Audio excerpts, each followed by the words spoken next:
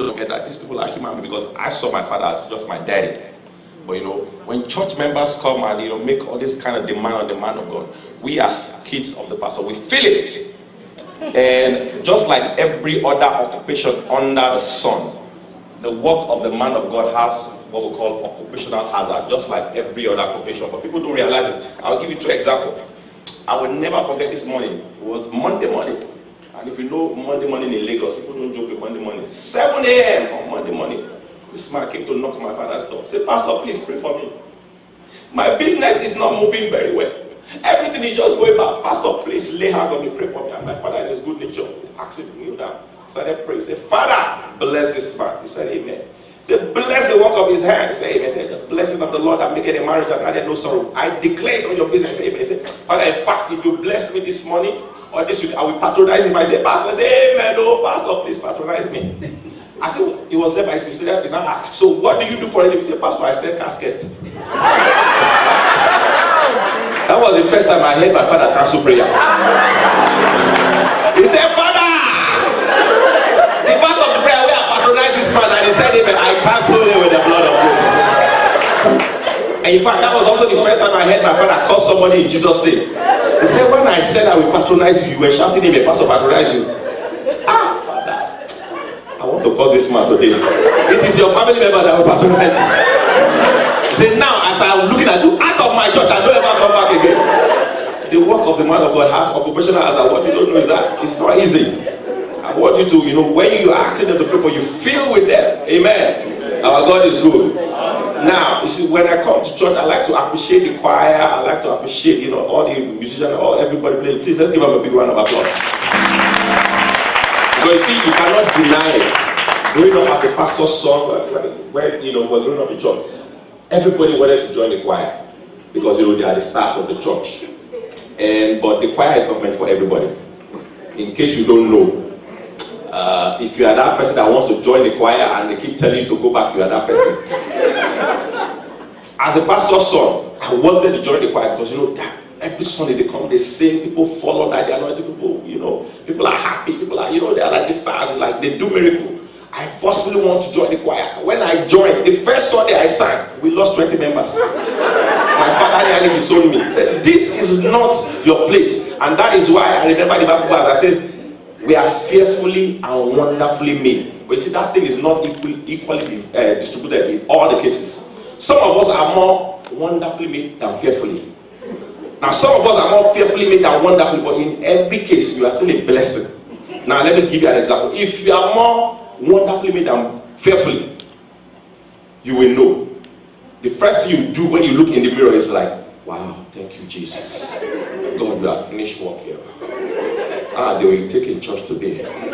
If that is your testimony, you are a blessing. Use your face as an usher. Use your smile to bring people in church. When people see your face, they will be happy to come to church because you are wonderfully made. On the other hand, if you are more fearfully made than wonderfully, if people are lying to you, you can't lie to yourself. Because when you look in the mirror, the first you say is, blood of Jesus. Is this me? God, why? It's a lamentation of Jeremiah. You are still a talent in the house of God. Use your face to join the security department. Or join the department that casts out demons.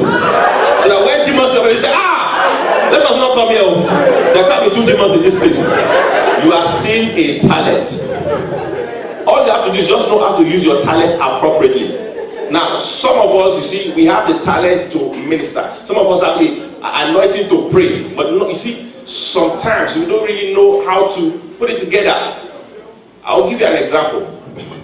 Now, when we were growing up, if you notice, when you use your talent accordingly, God will bless you. Just like our father the Lord said. Have you noticed that people in the choir, they are always the first to marry?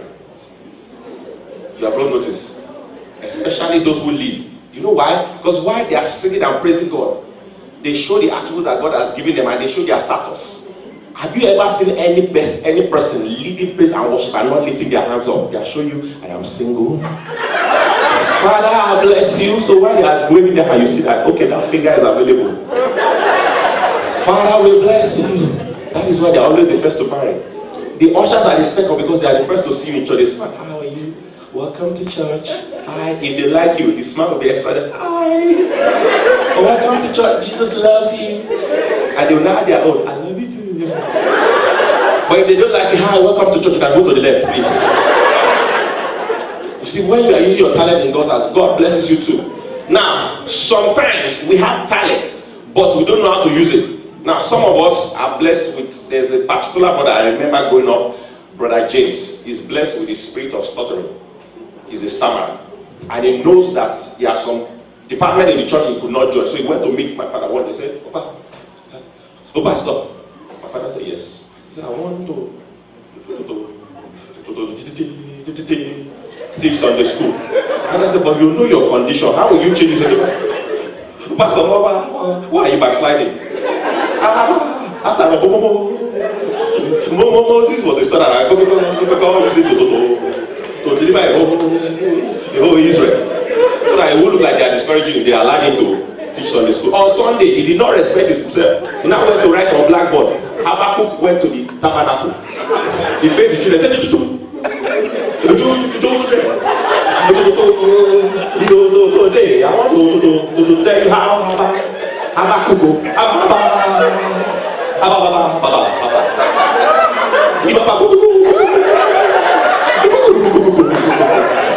So the children thought he was saying kukuruku. They said kukuruku. He said Habakkuk went to the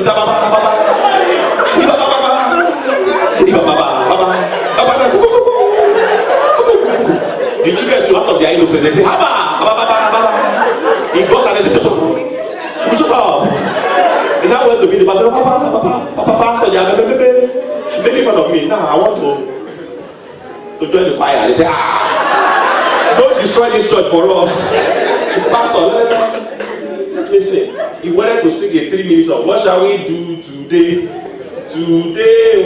When Brother James held the microphone, and you know some stammer, when they stammer, they close their eyes, some stamp on their feet. Brother James is blessed with both anointing. He will close his eyes and stamp on his feet. Sometimes you don't know if he's singing or dancing the shekiri dance. So when they gave him microphone, they wanted to sing and also lead. They said, what shall we do today? I said, today,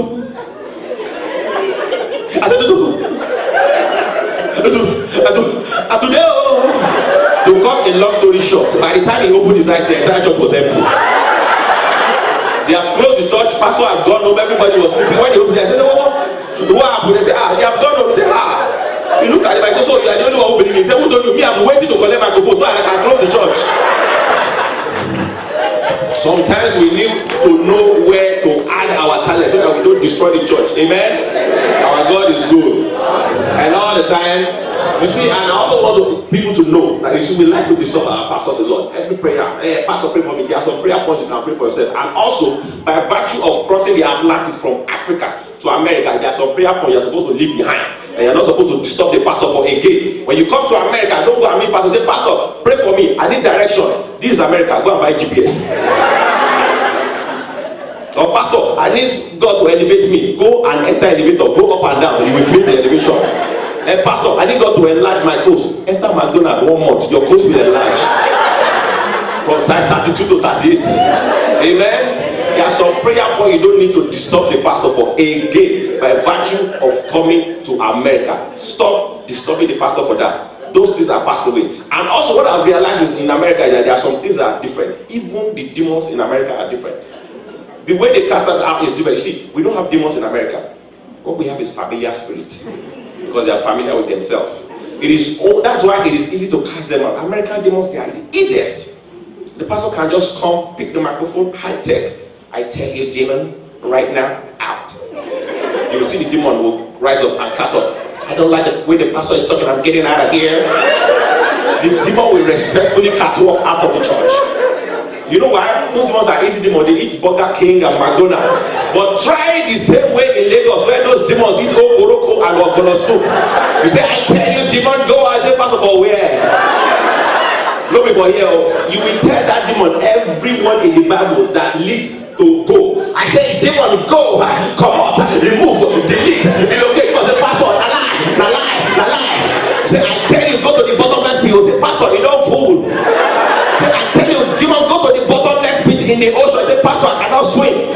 Those demons will give give them money. Okay, now demon take 20 naira, enter bus, go ahead. Say, Pastor, now you are talking. Different kind of demons. Amen. Our God is good. And I've also noticed that when we pray, when Nigerians especially pray, our prayers are different. See, prayer is so important in the lives of Christians that when Jesus was around, the disciples asked him, saying, Lord, how do we pray? And he taught them, say, our Father who art in heaven, hallowed be that. I know that even when Jesus was teaching the disciples how to pray, he gave reference to the Father, hallowed be thy name. Not Nigerians. When Nigerians pray, we don't even pray, we command. You tell God, as if God knew that there are going to be some set of people called Nigerians, he made himself omnipresent because the way we command God, that man would have been dizzy. Say, Father! I say, arise! So you go to the east, come back, go to the west, come back, arise, scatter. You see God going like this. When I go, you won't know where to go. Confuse the man. And the way we use blood of Jesus, that is why everything God has made is spiritual.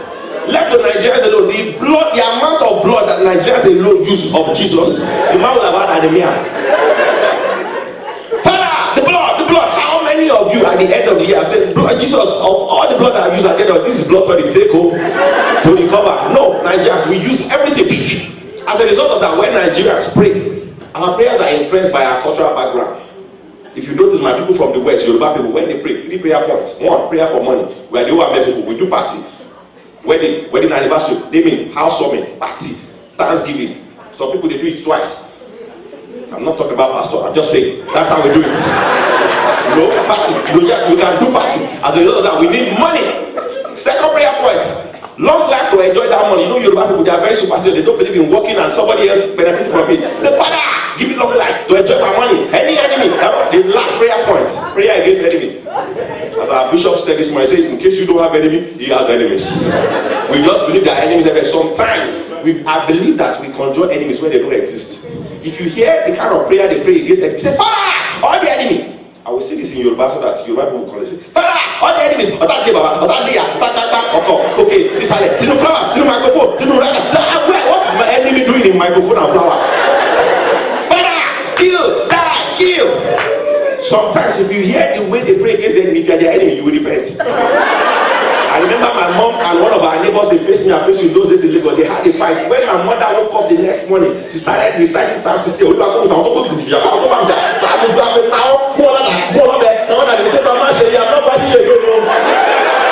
pray to what did I do? I didn't let you. That's what they can kill you with prayer. The second set of people are the Igbo people. Igbo, whenever 2 or 3 are gathered, there's an Igbo man there doing business. The thing about Igbo people is that they know the rule. As a result of that, Igbo people don't shout. They remind God of his promises and they end it with a threat. This is how an Igbo man prays. Chineke God, how far? God tell us in the book of Malachi that if I pay my tithe, he will open the windows of heaven and pour down blessing. I have been paying my tithe for the past 1 month. My container said there, I say, God, respect yourself. Oh. If my container know that, now fight for you. Oh. Chineke God, business is business. Oh. They don't pray, they threaten God. It's a threat. And they are ready to fight. Those are evil people for you. Now that is how they do their own way of life. But let me tell you all in general. You see, in the house of God, God is present. And every Sunday, week in, week out, you see people come to give testimonies. Now, I noticed that the kind of testimony they give in America is testimony of infinitesimal things that you don't expect. But they just come and praise God. Oh, somebody just praise God. My testimony is so big. Last night I slept. Hey, if I don't sleep. And this morning, to the glory of God, I woke up. And not just that, my dog slept too. Aja. And my dog drank milk. Praise the Lord. That's your testimony. Where I come from, if it's not a near-death situation, it's not yet a testimony. In fact, the way Sister Nkechi will come out, you will know there's a problem. She will just come and say, brethren. It is not a funny something, no. But first of all, praise the Lord. Say hallelujah. I say praise.